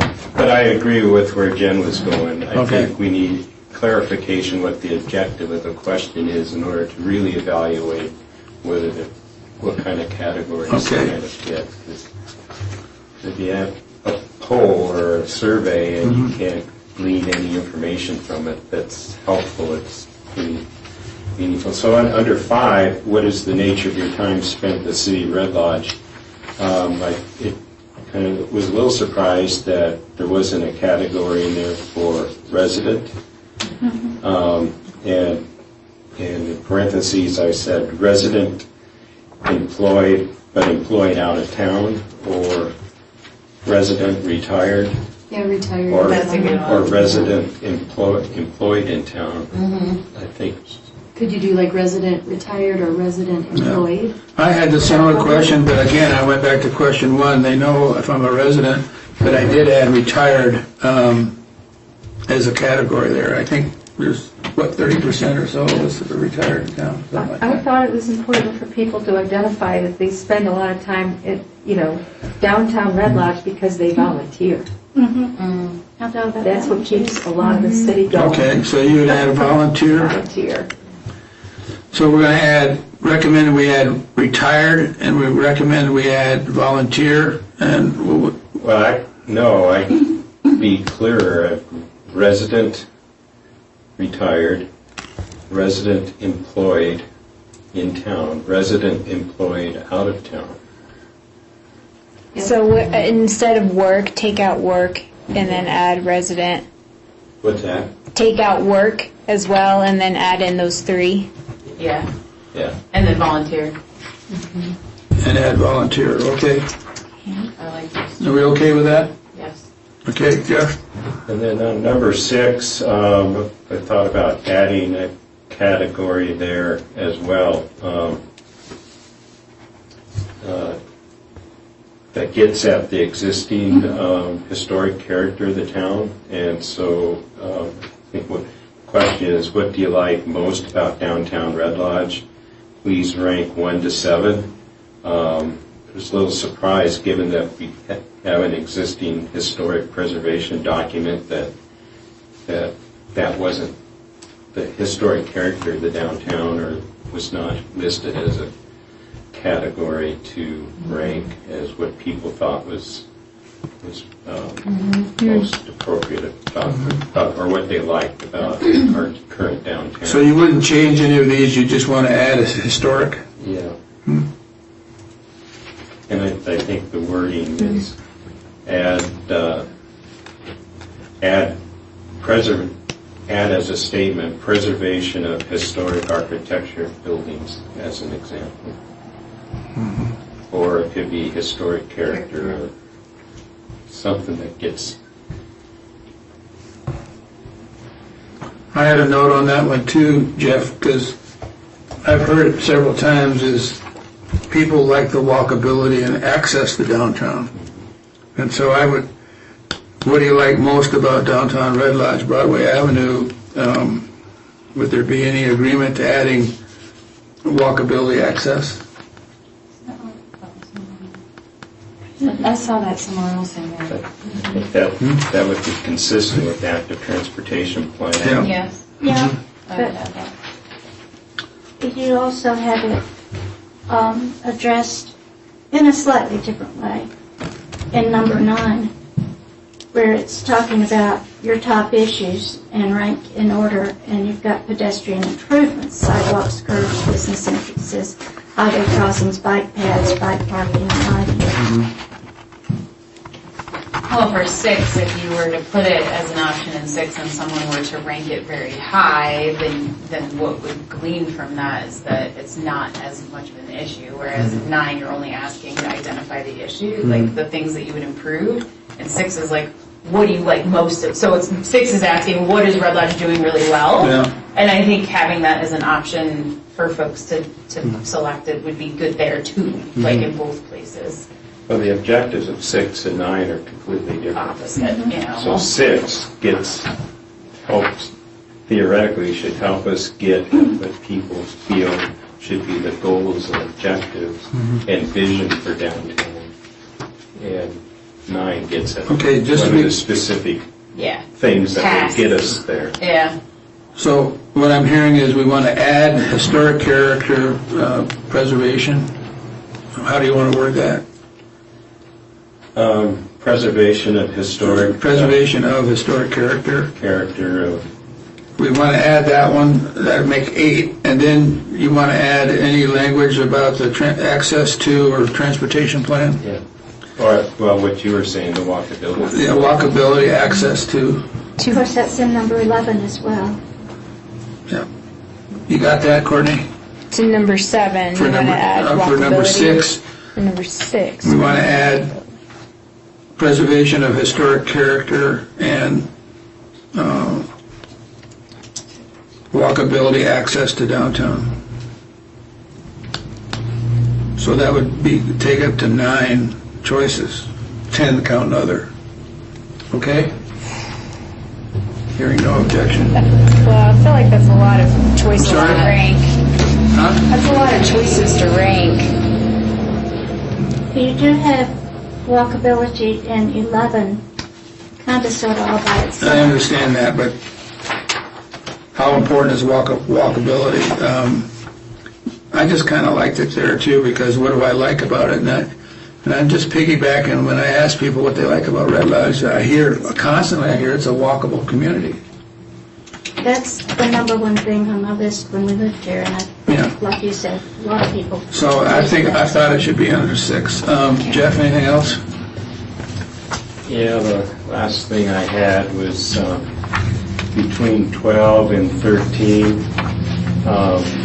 It's a shift in how, I guess, in how this survey is structured. Everything prior to 13 seems to be specific to the downtown and the revitalization plan and redoing it and updating that.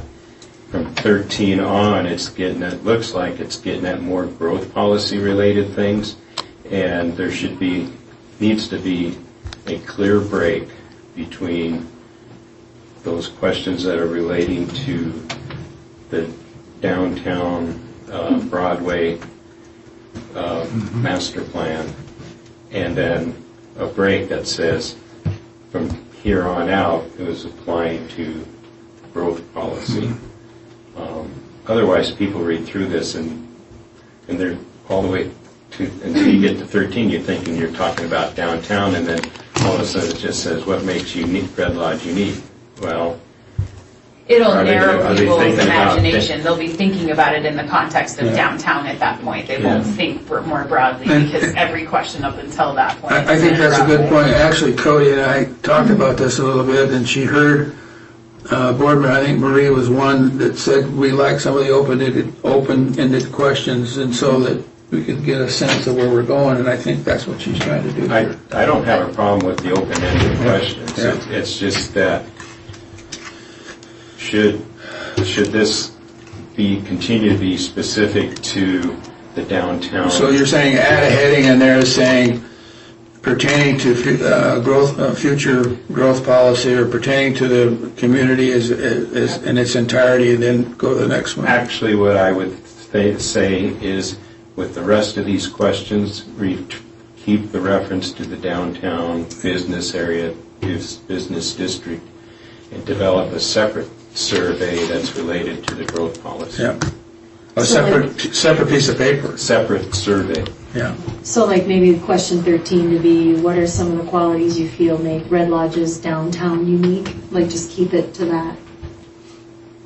Yeah, I mean, I like,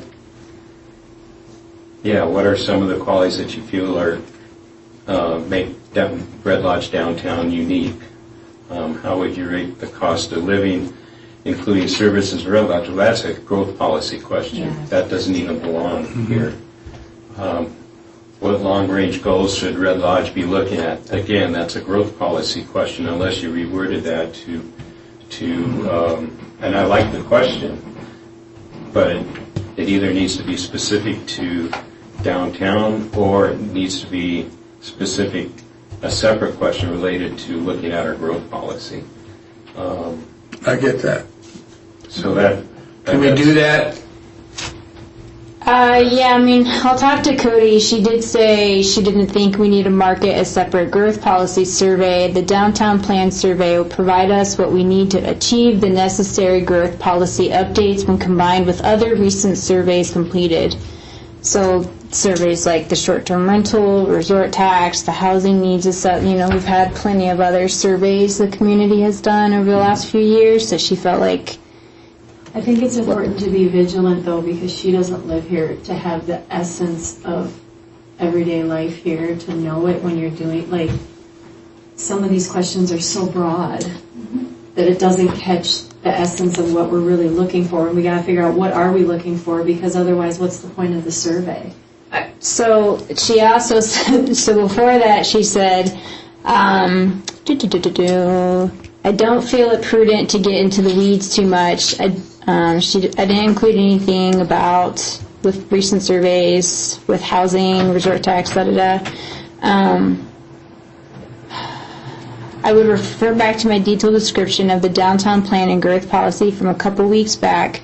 We were simply creating a community snapshot with these documents, and then what she had sent the board a couple weeks ago, it's that this is the snapshot, and then those public meetings will get more of an idea of a feel for the details. This is just kind of highlighting some of the areas we need to focus, what types of specific groups we need to create to be able to get more and talk more one-on-one with the community.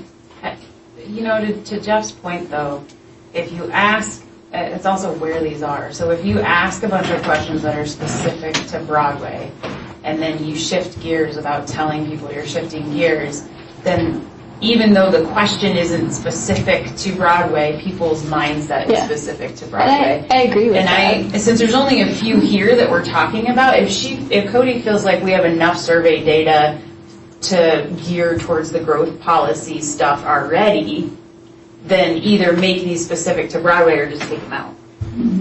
I agree with Jeff. If we're going to keep these questions in here, we ought to put a subheading or a set of stars and says, okay, you know, in addition to downtown issues, and then go here. But I just want to be clear, that's not what Jeff said. What he said is, if we're going to ask questions about the growth policy, we need to have a separate survey. I know he said that, and I'm trying to compromise in between that. And then that we're doing this document. The answers to these questions are important to me. So if I could do this on the same exercise, but separate these 4 questions category, it would accomplish what we're doing. So I agree with you that I'm going down thinking downtown, downtown, downtown, downtown, downtown, and then all of a sudden I switched. I think I need to notify them somehow that they need to switch, or else eliminate them.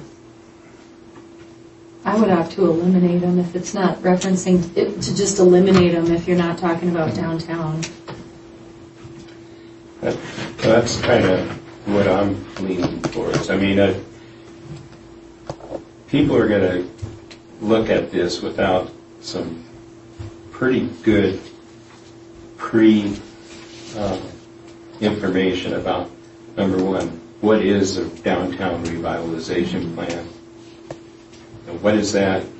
And then you throw in growth policy. Well, what the heck is a growth policy? I've never heard of a growth policy before. Okay. So if you really want to get some meaningful input from the public, you're going to need to pre-inform them pretty clearly what the objectives are and what the difference is between the growth policy and the revitalization plan, and how the revitalization plan fits in with the growth policy. Or you need to make a clear distinction that they're really two separate documents that have two completely different objectives.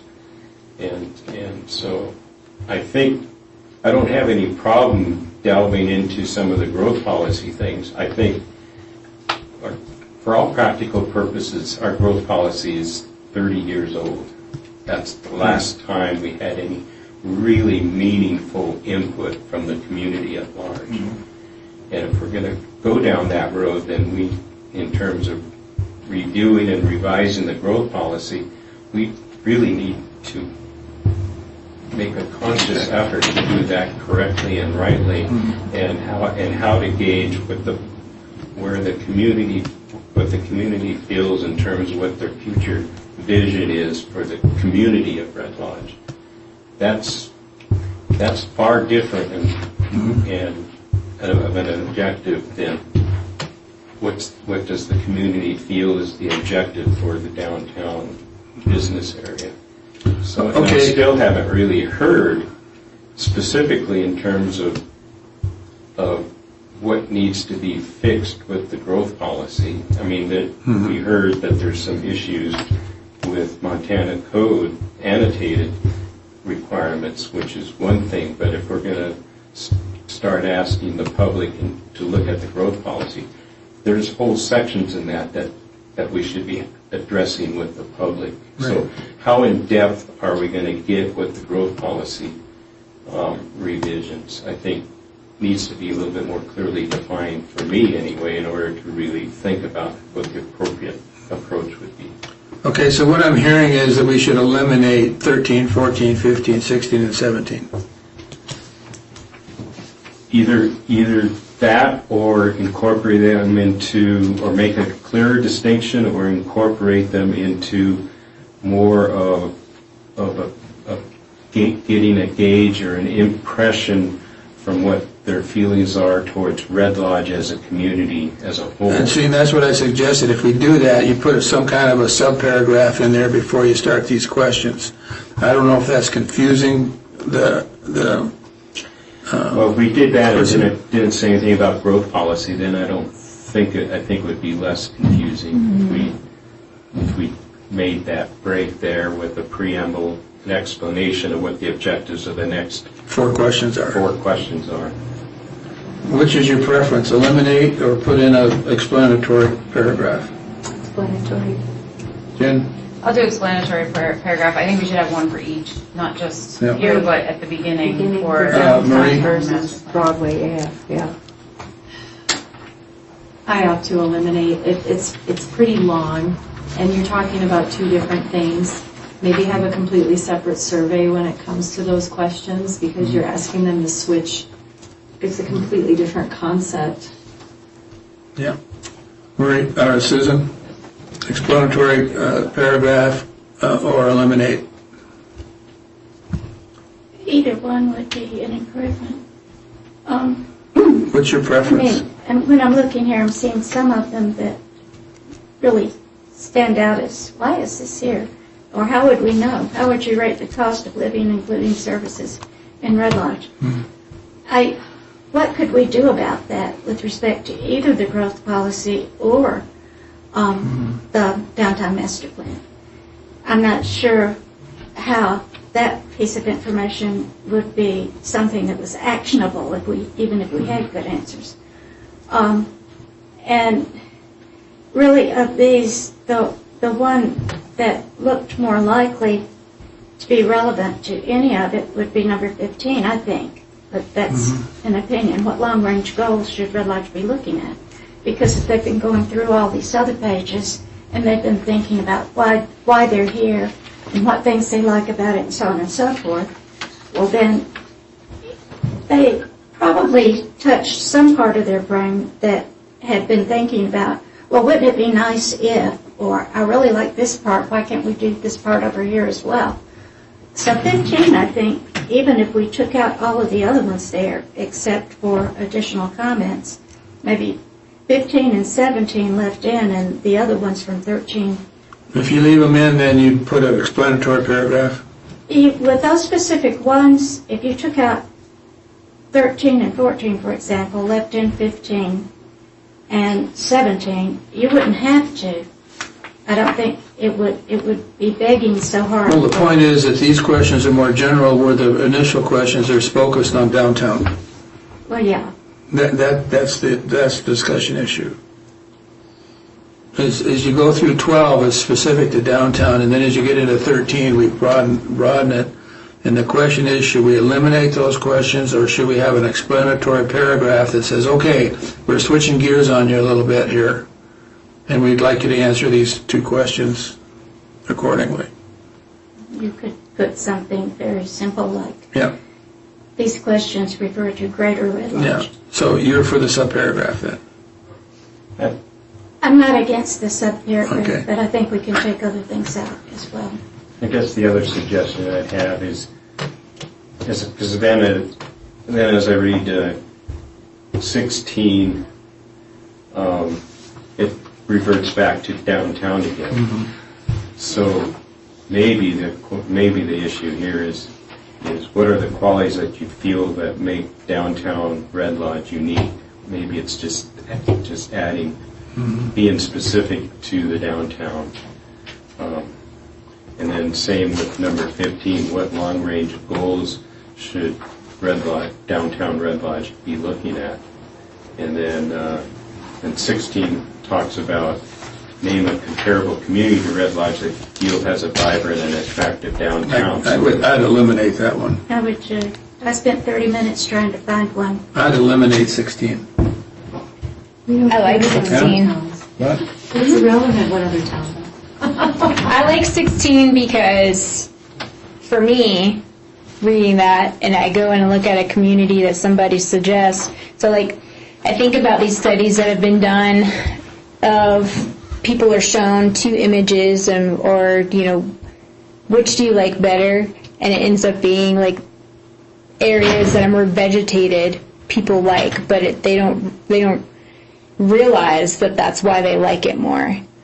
And so to me, to be able to also look at other communities that people like, I can also kind of see maybe if there are any sort of patterns there, things that people might tell you why they like it, but as you might start seeing some patterns of things that why people like certain areas, but they don't. It's like an unconscious thing to them. That's interesting to me. Like they might have more cafes or pocket parks or vegetation, like you say.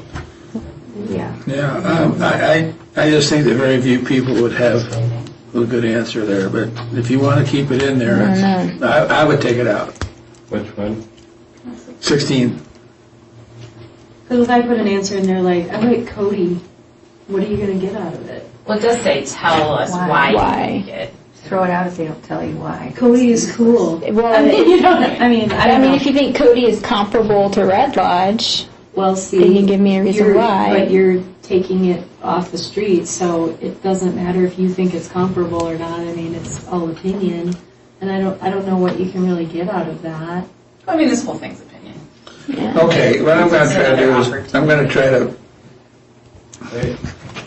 Kind of tearing off what Courtney was saying, I can't remember which survey it was. It might have been the Urban Renewal District, where there were, part of the survey had pictures of different buildings or different designs or different downtowns, and maybe rather than saying what town do you feel is comparable, maybe inserting some of those kinds of images. Yeah, we got to some. sort of rate. We got some hate on those questions for sure, but I thought it was like, I mean, other surveys do that, have kind of demonstrated sometimes that you can't always tell something is a triplex or a duplex, you know, and so it kind of gave us an idea of like what people might want to see, you know, if they can't tell it's a triplex, hey, let's try to encourage those designs, you know, if they look like single family. And so, I mean, I think those are helpful. For sure. People hated them. Okay, trying to bring this to some conclusion here. I also have a question. I know you're trying to get to a conclusion, but real basically, number one, your affiliation with Red Lodge. I don't understand why reside elsewhere but enjoy visiting isn't just tourist. I don't. Or visitor. Or Yeah. visitor. Like, I don't Tourist get that, / visitor. And I also, if we're going to talk about, you know,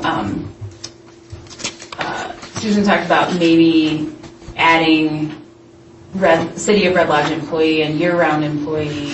I like those ideas of adding them, but in that case, you'd have to pick multiple radials.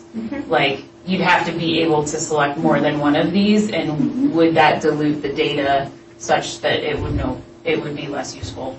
So maybe, you know, maybe there's 2 questions there or whatever, but You're talking about number 5 right no, now. I'm talking about number 1. Oh, number Or 1. does it clarify? Right. Right, like saying, click all I the both of 5. these, I right. after that, I was going down, Right. like, okay, what is your affiliate? My biggest thing with this whole thing, the forest through the trees type of thing, is a lot of these questions don't jive with the answers. So, what is your Exactly. affiliation with Red Lodge? I'm a county resident. And then, okay, we're talking about resident, or what kind of resident are you, where do you live? And then all of a sudden you get to seasonal employee. And you're like, oh, okay. So at that point, if you're going to include seasonal employee, you need to include business owner, business employee, retired. Like, it just, where's she going with Or that? are you assuming they're not living in Red Lodge because they're a seasonal employee? Right. Yeah. The question, I'm not saying the answers are not correct with it, because all of a sudden you're talking about your employment, and to that point we're talking about how do you reside. And Right, like if you're a seasonal the employee, you're a question doesn't part-time jive resident. with the answers. Right. It twists everything. Yeah. Okay, what I'm hearing, you want to change tourist to visitor? Tourist / visitor? Sure. Tourist / visitor and eliminate reside elsewhere but enjoy visiting. Okay, eliminate that. And then what I would say is also eliminate seasonal employee from number 1 and add a second question that talks about employment. And you Right. can have seasonal employee, you can have Susan's suggestions of City of Red Lodge employee, year-round employee. You could also have, we had talked about like live in Red Lodge, employed elsewhere. Or, you know, we could have some nuance there as a secondary question. All right, the secondary question was, what is the nature of your employment within Red Lodge? Something to that effect. Something to that effect. You got that, Courtney? Some version of that. So that would be like 1A right now. Marie, did we get yours changed? You want to take out seasonal employee, reside elsewhere? Well, you need You to had change another it to a comment. You had separate another question, comment. but you need to go from, you know, this needs affiliate, question number 1 is how do you reside? Yeah. It should be the essence of that question, if that's where she's going with it, which I think is what she's doing. And then the 1A should be, how are you employed? And I'm not saying. Full-time, exactly, but, part-time, seasonal. and the owner, and to go from there so you can see kind of where. Okay. Under nature of employment, I got full-time, part-time, seasonal. What other would you have there? Full-time Susan had- employees, seasonal employee, Part-time? part-time employee, you have City of Red Lodge employee. I don't like being put under, as a business owner, my business managers through time have not done what I do, so I would prefer that distinction, because I'm the one that signs the checks at the end of the day, so there's that. So you I want to think add? that one's under number 4, right, where we talked Yeah. about having Separate business line owner. and then business manager. Manager. Yeah, but they need to be separate. I don't want them grouped together. So you would add, under nature of employment, you would add manager? Yeah, well, she wanted me, there's a difference between a business owner and a business manager, but full-time employee, part-time employee, like, you might check a couple different things. I might be a business manager, plus I'm a full-time employee.